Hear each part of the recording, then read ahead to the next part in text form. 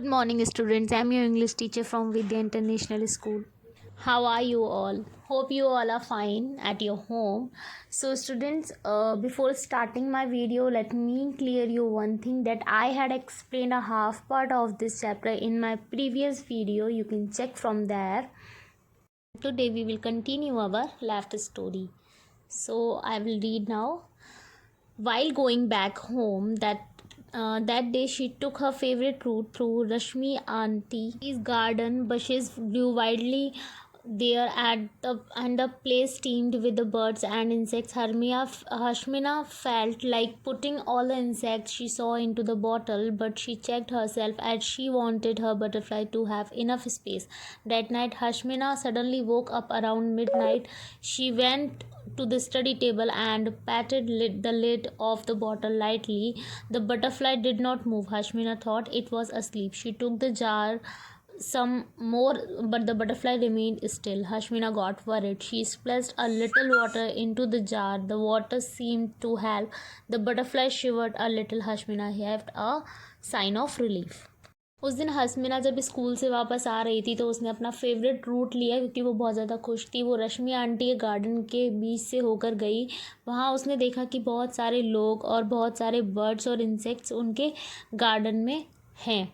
हशमिना को लगा कि जो इंसेक्ट्स हैं उनको भी वो अपनी बॉटल में कैद कर ले for her next project. But उसने पहले अपने उस बॉटल को चेक किया कि उसकी बटरफ्लाई के पास इनफ स्पेस है या नहीं। अगर वो किसी और इंसेक्ट को डालेगी तो उसकी बटरफ्लाई के पास जो स्पेस है वो रहेगा या नहीं। उसी रात हशमिना एकदम अचानक से जगी रात को, आधी रात को, और जल्दी से वो अपनी स्टडी टेबल पे गई। उसने जो बॉटल मार था जिसमें वो बटरफ्लाई थी उस बॉटल को धीरे से हिलाया, बट जो बटरफ्लाई थी वो मूव नहीं हुई। हशमिना को लगा कि उसकी बटरफ्लाई जो है वो सो रही है। उसने उस बॉटल को फिर से हिलाया, लेकिन जो बटरफ्लाई थी वो फिर से नहीं हिली। हशमिना ये देख के बहुत ज़्यादा वरिड हो गई। उसने उसके बाद she splashed a little water into the jar. उसने थोड़ा सा पानी उस जार के ऊपर छिड़का। ठीक है। The water seem to help. जो पानी था उसने उस बटरफ्लाई की हेल्प करी और जो बटरफ्लाई थी वो हल्की से शिवर होने लगी। शिवर मीन होता है कपना। जो बटरफ्लाई थी वो हल्की सी शिवर्ड होने लगी। ये देख के हसमिना थोड़ी सी रिलीफ हो गई। Sitting on her bed she stared at the jar for a long time. The butterfly was still again. After a while Hasmina got up and holding the bottle tightly in her hand, she went to her window. The air outside was fresh and cool. She opened the lid of the bottle and shook it gently. अश्विना जो थी वो अपने bed पर उस jar को लेके बैठी रही और बहुत देर तक उस जार को देखने लगी, लेकिन जो बटरफ्लाई थी वो फिर से वैसे ही पोजीशन में आ गई थी। थोड़ी देर बाद हशमिना वहाँ से उठी। उसने जार को, जो बॉटल थी, उसको कस के पकड़ा अपने हाथों में और अपनी विंडो पे चली गई। The air outside was fresh and cool. और जो विंडो पे जो हवा आ रही थी बाहर से वो बहुत ज़्यादा फ्रेश और कूल थी। She open the lid of the bottle and shook it gently.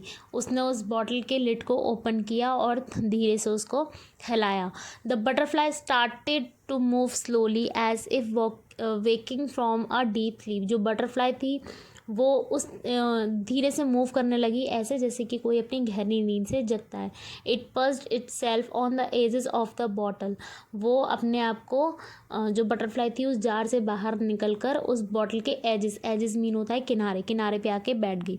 It waited there for a long time. Hashmina also waited. All of sudden the butterfly began to flutter it wings. To Hashmina, the sight of fluttering wings was magical. Suddenly, there was a loud thud from the garden outside, and she turned towards the sound. A coconut had fallen from the tree. When Hashmina looked at the jar again, she found the butterfly gone.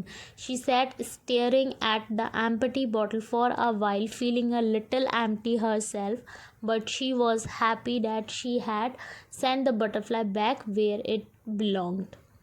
हशमिना जो थी वो उस butterfly के जाने का wait कर रही थी, लेकिन जो बटरफ्लाई थी वो उस बॉटल के एजेस पे बैठ के ही अपने जो विंग्स थे उनको फ्लटर कर रही थी, मतलब हिला रही थी। तभी अचानक से एक बहुत ज़ोर से, बहुत लाउड आवाज़ आई जो कि गार्डन से आई थी। क्योंकि गार्डन में एक कोकोनट जो था वो कोकोनट ट्री से नीचे गिरा था, जिसकी वजह से बहुत तेज़ आवाज़ हुई थी।